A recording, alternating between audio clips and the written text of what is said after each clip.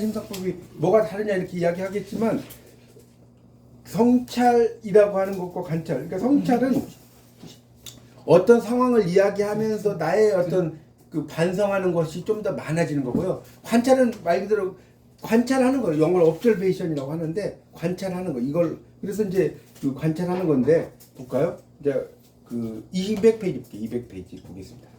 자, 그래서 이제 그 두 번째 단락에 거기 좀 밑줄 좀 치세요. 책 있으신 분은 두 번째 단락 첫째 줄 끝에 관찰 심상법이란 사물을 세밀하고도 면밀하게 관찰하여 사람의 마음과 연결시켜 묘사해내거나 성찰해내는 시적 방법을 말한다. 이게 나왔죠? 사물을 세밀하고 면밀하게 관찰해서 사람의 마음과 연결시켜 묘사해내거나 성찰해낸다는 겁니다. 그래서 이제 이렇게 박남수 시인, 여러분 박남수 시인의 그 시 많이 들어보셨을 거예요. 아침 이미지라는 시가 있거든요. 뭐 어둠은 새를 낳고 돌을 낳고 꽃을 낳는다. 아마 들어보셨을 거예요. 되게 유명한 시거든요. 아침이면 어둠은 온갖 물상을 되돌려주지만 스스로는 땅에 굴복한다. 무거운 어깨를 털고 물상들은 몸을 움직여 노동의 시간을 즐기고 있다. 즐거운 지상의 잔치에 금으로 타는 태양의 울림. 여러분 이 표현이 정말 멋있어요. 금으로 타는 태양의 울림. 자, 이걸 뭐라고 하는지 혹시 아세요? 금으로 타는 태양의 울림. 시적인 표현으로. 금으로 타는 태양의 울림. 잘 모르겠어요? 했어요. 아니 이걸 뭐에 뭐하라고 할까요? 뭐에 뭐하. 기억 안 나요? 자, 잘 봐요. 금으로 탄다는 거는 보여요, 안 보여요? 안 보여요? 금으로 타잖아, 보이잖아요. 시각이잖아요, 시각. 울리는 거는 들려요, 보여요? 시각의 청각화요. 그렇죠. 이게 시각의 청각화예요. 아, 국문학 공부 좀 하셨어요? 저도 몰라요. 아니 근데 되게 소질이 뭐 엄청나시네.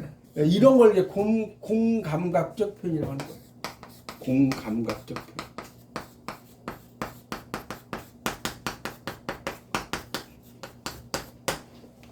그러니까 우리가 종소리, 김광균의 외인촌에서 보면 분수처럼 흩어지는 푸른 종소리가 있거든요. 분수처럼 흩어지는 푸른 종소리. 이건 뭐에 뭐와예요? 분수처럼 흩어지는 푸른 종소리. 김광균의 외인촌에 나와. 그럼 종소리가 중요한 거죠. 종소리 청각이죠. 네. 자, 근데 분수처럼이 된대요. 시각의 청각화에 청각의 시각화에. 저거요? 원관념이 종소리잖아요. 청각의 시각화. 그렇죠. 청각의 시각. 이거 제가 물어보면요, 시각이 청각화하는 사람 너무나 많아. 네, 왜냐면 종소리가 원관념이고 분수가 보조관념이에요. 맞잖아요. 여러분 종소리가 보이지 않잖아. 요즘은 이제 종소리를 안 치지만 교회에서 옛날에 어렸을 때로 교회당에 종소리 기억나시죠? 예. 땡땡. 저도 시골에서 자랐었는데 그 교회당 종소리가 이렇게 하여튼 그래서 은은하게 울려 퍼졌죠. 하여튼 청각이 시각화입니다. 이런 걸 공감각적 표현이라고 하는 거예요. 여러분 그 예전에 그 남대문이 불탄 건 아세요? 막 엄청나게 불탔잖아요. 그때 사람들이 어떻게 이야기하냐면 여러분이 만약에 시를 썼다고 칩시다. 남대문이 불탔어. 그럼 여러분에게 시를 쓰라고 하면 대부분이 어떻게 쓸까요? 500년의 뭐 역사가 뭐 한눈에 없어졌다. 이렇게 막 이야기하지 않을까요? 여러분에게 남대문이 불탔을 때 시를 쓰라고 한다면 뭐라고 쓸까요? 그러지 않겠어요? 그 이상 쓰실 분. 근데 이제 뭐 생각나세요? 네? 불이 탄 거를 먼저 하고 남대문. 자, 이렇게 썼대요.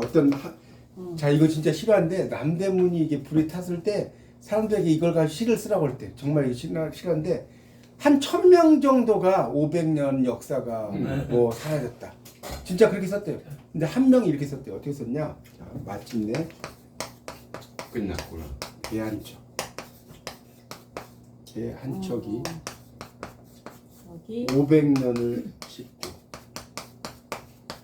500년을 싣고 조선왕조 500년이잖아요. 항구를 떠났다.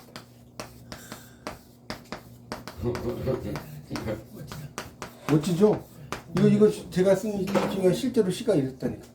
이렇게 하고 상 받은 거예요. 마침내 배한척이 나무는 이제 배에다가 이렇게 또 싣고 배도 나무에 그 뭡니까 나무 가지고 배를 만들잖아요.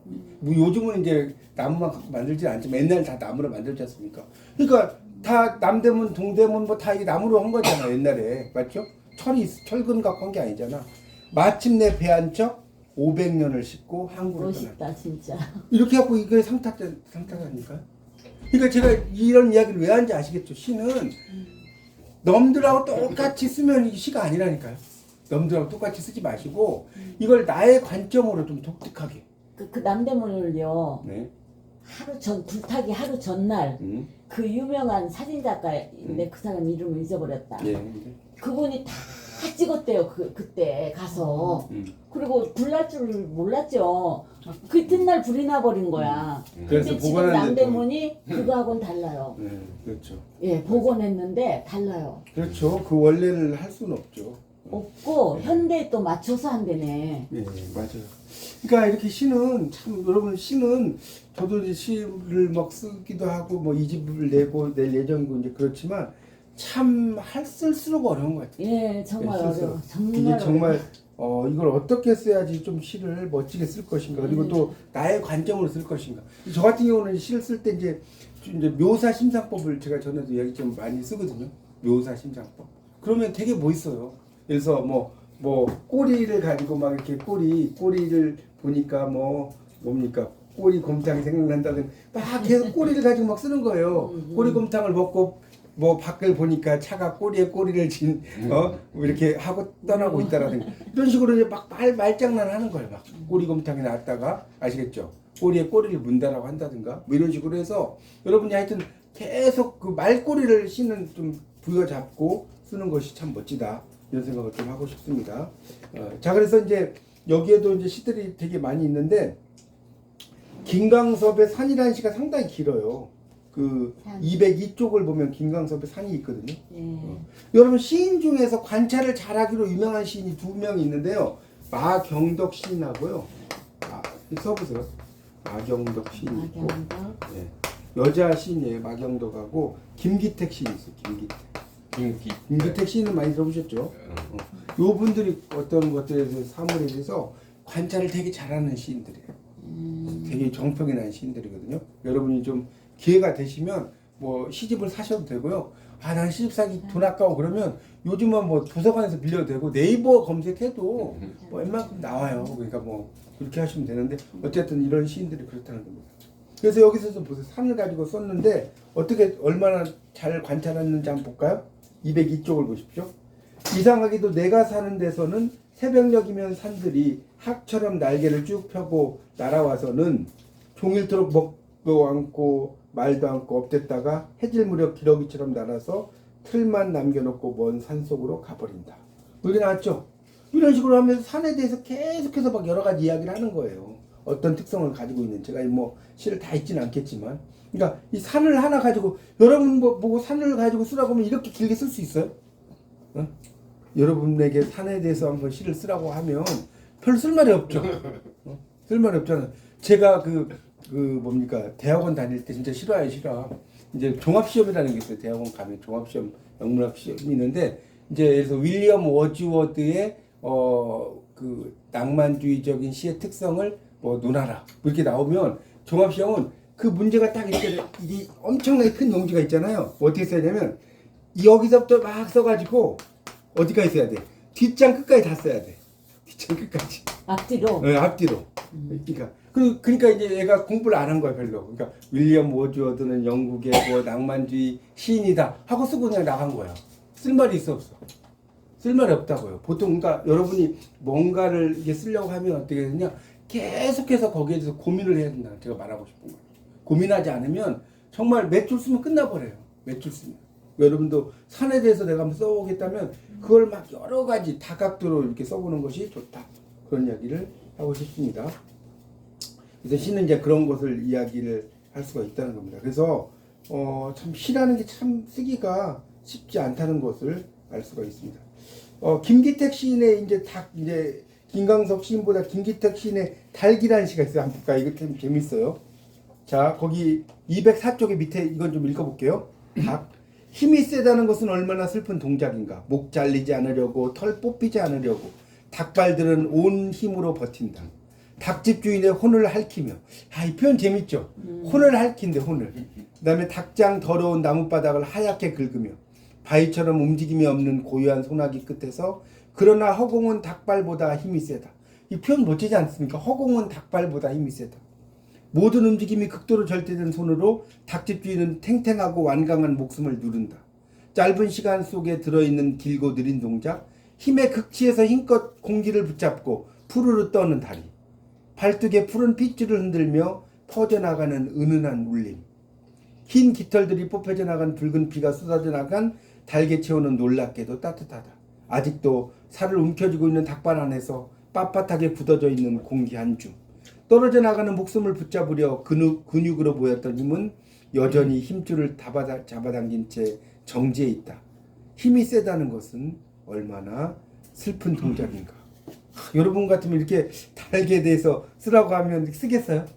아, 닭을 보니까 치킨 해 먹고 싶어. 이렇게 쓰지. 그러니까 이렇게 관찰해야 된다니까요. 닭을 한 마리 가지고 얼마 동안 이렇게 관찰해야지 이렇게 쓰겠습니까?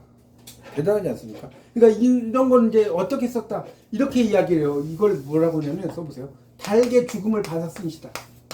닭의 죽음을 받아 쓴 시다. 내가 완전히 그 뭡니까? 닭이 돼야 된다는 거. 이 시를 쓸 정도면. 내가 닭이 돼야지. 그러지 않나요? 닭의 죽음을 받아 쓴 시라고 할 정도로.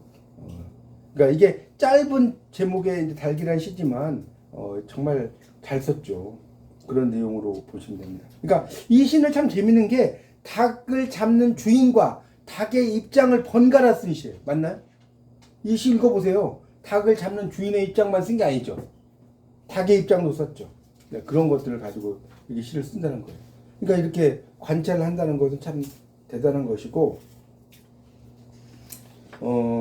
그 다음에 또 넘어가겠습니다. 이거 뭐 다 제가 이야기를 할 수는 없고, 그러니까 시를 이렇게 쓸 때 여러분이 어떤 관점으로 쓰는지를 잘 보려는 겁니다. 거기 이제 뭘 보냐면, 다른 시는 좀 여러분 읽어보시고 210쪽으로 넘겨보세요. 임플란트에 대한 이야기를 좀 볼게요. 210페이지에 임플란트 시술. 여러분 임플란트가 나온 김에 좀 설명 좀 드릴게요. 예민합니다. 여기 임플란트 하시는 분들 계시죠? 임플란트가 왜 임플란트냐? 나온 김에 좀 설명드릴게요. 임이라는 게 안이라는 뜻, 안쪽. 네, 그렇죠. 플란트는 이게 식물란 뜻도 있고 심단 뜻이 있어요. 그러니까 이 안쪽에다가 심는 걸 임플란트라고 하는 거예요. 근데 임플란트 하기 전에 스케일링 하잖아요. 스케일링. 맞죠? 스케일링. 스케일링은 뭐냐? 뭐요? 치석 제거라는 거죠. 치석 제거. 이 스케일링 하잖아요. 그 치과에 가면 스케일링. 치석을 제거하기. 그러니까 이제 순 우리말로 하면 이똥 벗기기죠. 이똥 벗기기. 이에 그런 게 있는 거잖아요. 하여튼 스케일링도 관련이 있는데 임플란트 시술 중 문득 우리말 글의 원리가 떠오른다. 천지에서 발원하여 인으로 세상을 얻으니 자연의 원리 따라 안으로 합수하는 아홉강 두 개는 하얀 수목들. 뭐 이런 식으로 쓰잖아요. 그러니까 임플란트를 하면서 막 천지인을 생각해. 이 시인은. 대단하지 않습니까? 여러분 이렇게 생각하기가 쉽지 않잖아요. 이런 식으로 천지인을 생각하는 거예요. 그래서 밑에 보면 다른 거 넘어가고 아설순치후란 말 있죠. 밑에 둘째 줄에. 여러분 아는 아음이 아음, 어금니 소리. 그 다음에 설은 혀설자죠. 수는 입술 순자죠. 치는 이빨 치자죠. 후는 무슨 후자일까? 후. 목구멍 후자예요. 목구멍 후자라고. 그래서 이렇게 아설순치후를 가지고 이제 쓸 수가 있다는 거예요. 그거 하나 가지고. 여러분 이런 생각하는 거 대단하지 않습니까? 치과에 가가지고 이렇게 그런 뭐 아설순치후를 생각할 수 있다는 거예요. 아자는 뭐라고 했지? 어금니 아자, 어금니 소리. 어금니 아자.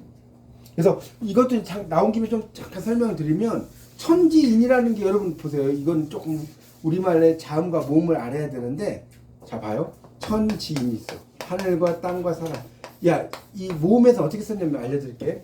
자, 천은요. 천은 하늘에 태양이 있죠. 태양 있잖아요. 태양이니까 이게 점이죠. 지는 땅은 이렇게 평평하죠. 이게 지예요. 이 사람이 거기서 서 다니죠. 서 있어. 네. 자, 이걸 가지고 몸을 만든 거예요. 이거 뭐냐? 1에다가 이렇게 붙이면 아가 돼. 맞죠? 여기다 이 동그라미 2개 붙이면 뭐가 돼? 야가 돼. 맞죠? 여기다 이렇게 하면 어가 되고 여가 되고 이렇게 하면 의가 되고 맞나요? 뭐 여기다 그러니까 이런 식으로 다 붙이는 거예요. 우가 되고 뭐 여기다 붙이면 이가 되고 뭐 야가 되고 하여튼 천지인의 원리예요. 이 모음은 다 천지인의 원리. 이 우리말이 대단한 거예요. 세종대왕이 정말 대단한 학자입니다. 맞죠? 천지인의 원리와 우리말의 목구멍 소리. 그래서 시옷에다가 하나를 더해 지읒이 되고 하나를 더해 치읒이 돼. 예전에 LG 사이온이라는 게 그 훈민정음의 원리로 만들어진 거예요. 근데 이제 좀 그 입력하기가 힘드니까 요즘은 거의 뭐 LG 사이온보다는 다른 삼성이라든가 이런 걸 많이 쓰죠. 그렇게 이해하면 됩니다. 하여튼 중요한 것은 제가 이야기하고 싶은 것은 이빨을 뽑는 치과에 가서 이런 아설 순치우라든가 이런 음을 생각을 한다는 거예요. 이거 대단한 거죠. 그러니까 여러분도 시를 쓰실 때 그렇게 해가는 거예요. 자, 그 다음 이제 옷걸이 시를 한번 볼게요. 저기 215쪽에 보면 옷걸이를 볼게요. 215쪽. 제가 이제 여기서 좀 빠지는 시는 여러분이 읽어보세요. 이거 제가 다 하진 않을 거니까. 옷걸이를 보신 분 계신가? 옷걸이? 옷걸이가 이제 어떻게 생겼어요? 보통 이렇게 생겼잖아요. 이렇게 맞죠? 그림 잘 못 그리는데 여기다가 이제 옷을 걸잖아요. 맞죠? 옷걸이. 한번 볼까요? 215쪽. 오랜만에 춘추복을 꺼내 입는다. 여름 내 그 더운 옷을 입고 장롱에 갇혀 있다가 쇄골뼈를 드러낸 그가 부끄러움도 모르는 채 서슴없이 물음표를 들이민다. 여러분 옷걸이 보면 꼭 물음표 같이 생기지 않았어요? 옷걸이 이렇게 보면 물음표 같이 생겼단 말이에요. 이렇게 물음표 이렇게 생긴 것처럼.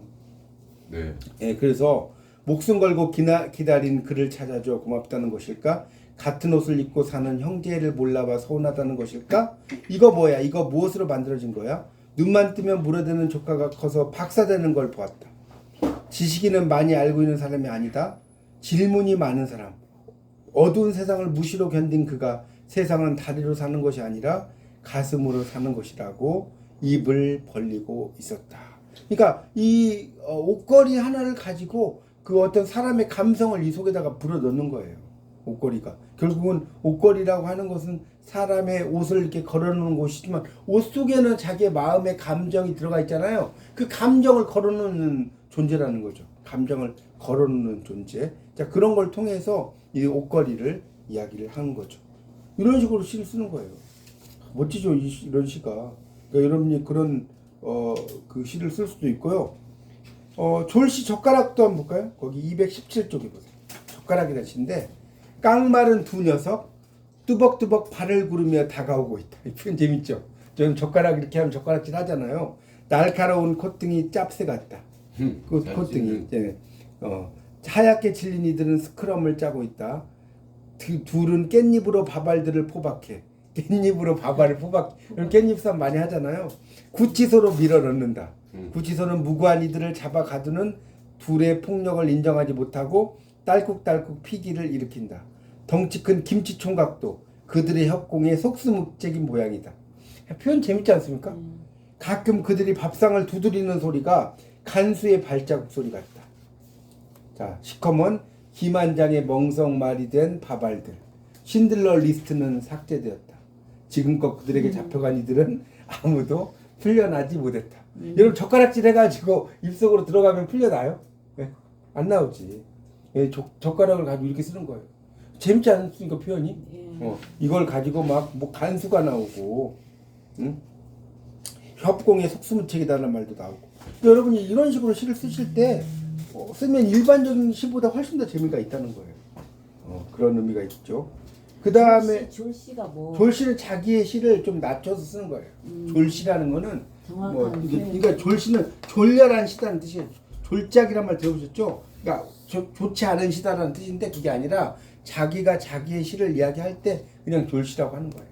졸시라는 게 꼭 나쁜 뜻이 아니고 우리가 이제 우리가 이런 거잖아요. 우리가 이제 자기가 논문을 써 저도 논문을 쓸 때 졸고라고 그래. 졸고 그러니까 옹졸한 논문 졸고를 보내드립니다. 다 그래. 졸고를 보내드립니다. 이렇게 쓰면 거기서 받는 분은 뭐라고 그래요? 옥고를 보내주셔서 감사합니다. 그러니까 내가 만약 논문을 써가지고 옥고를 보냅니다 하면 이건 제정신이 아닌 거예요. 내가 써서 보낼 때는 무조건 졸고가 되는 거예요. 내가 아무리 잘 써도. 아시겠죠? 그러니까 이걸 옥고를 보내드립니다 했는데 졸고를 보내주셔서 감사합니다. 이거 말이 안 되는 거죠. 무슨 말 아시겠죠? 자, 그 다음에 그 똥을 누매라는 시가 있는데, 거기 그 219쪽을 보세요. 219쪽. 이것도 참 재밌죠? 한번 읽어볼게요. 한적한 풀밭에서 똥을 누며 생각한다. 온갖 음식물 쓰레기처럼 몰아넣은 우리에게 오직 한 길만을 택하여 무릎 아래 굴복하는 그. 이제 똥을 그라고 한 거예요. 양분을 모조리 바치고도 얌전히 물러나 앉는 그. 우리를 이만큼 키워준 그에게 단 한 번만이라도 감사한 적이 있었던가? 청어가시 하나 그대로 보냄없이 무르고 무르게 무릎을 꿇렸건만 우리는 구리디 구린 속을 열어 욕을 하지, 침을 뱉지, 피하려 하지. 밟기 전까지 그가 먼저 바지가랑이에 올려 붙은 적이 있었던가? 그가 언제 사람 나무란 적이 있었던가? 그는 우리가 만들어낸 우리의 언어. 함부로 대하지 마라. 내 속에 나 있다. 우리 너 안에 나 있다 이런 말 하죠? 이런 식으로 또 시를 쓸 수가 있다는 거예요. 똥을 누매라는 시. 이런 것도 시가 되는 거예요. 여러분 시는 시의 주제가 안 될 수 있는 게 없습니다. 모든 것들이 다 시의 주제가 될 수가 있습니다. 예를 들어서 그 소래포구가 있어요. 이거 이야기를 좀 해보세요. 그 인천 옆에 소래포구라고 유명하지 않나요? 예. 그 소래포구를 가면 막 제 그림을 잘 못 그리는데 뭐 이렇게 이제 뭐 나무의 모양이 뭐 이렇게 있다고 칩시다. 그림은 뭐 그러려니 하세요. 이렇게 있어. 그러면 이것도 하나의 포구인데 소래포구잖아요. 뭐가 돼? 나무가 돼. 말 되죠? 소래포구에 가서 그러면 이것도 시가 되겠어 안 되겠어? 시가 되겠죠? 시가 된단 말이에요. 그러니까 여러분이 시를 쓸 때는 이렇게 생각들을 이렇게 좀 잘 하면서 이렇게 어떤 내용을 가지고 이렇게 그 시를 쓸 것인지 이런 생각을 하면 되게 재밌습니다. 시라는 게 참 다양하게 쓸 수가 있는 거예요. 다양하게 쓸 수가 있어요. 그 제가 이제 그 캄보디아 아까 가셨다고 했는데 거기 가이드님한테 이제 물어봤어요. 거기 보면 태국어가 있고 태국어하고 캄보디아어가 있어요. 캄보디아. 근데 글들이 되게 희한하게 생겼죠. 표시도 못 되겠어. 캄보디아어가 막 이렇게 막 무슨 막 이렇게 동그라미 있고 막 이러지 않나요? 막 이렇게 막 이렇게 막 생겼어요 장지가. 그래서 제가 이제 그 가이드님한테 한번 물어봤어요. 이 팀 아니 태국어하고 캄보디아하고 되게 비스무리하게 생겼는데 뭐가 달라요? 그랬더니 태국어 그 캄보디아에 있는 가이드님이 딱 그러는 거예요. 뭐라고 하냐면 새우깡을 쫙 이렇게 흐트러뜨리면 태국어래요. 새우깡을. 근데 흐트러뜨린 새우깡을 밟고 넘어지면 캄보디아. 그러니까 캄보디아가 태국어보다 좀 더 막 이렇게 막 흘러 넘친다고 이런 식으로 이야기를 하더라고요. 하여튼 여러분이 이제 시를 쓸 때는 이렇게 여러 가지의 내용들을 좀 생각을 하면서 이렇게 좀 한번 시를 써보시고 관찰. 그러니까 이것들 여러분이 주변에 있는 것들을 가지고 계속해서 음미하고 관찰하고 뭐 그런 시간을 좀 가지면 좋을 것 같습니다. 네.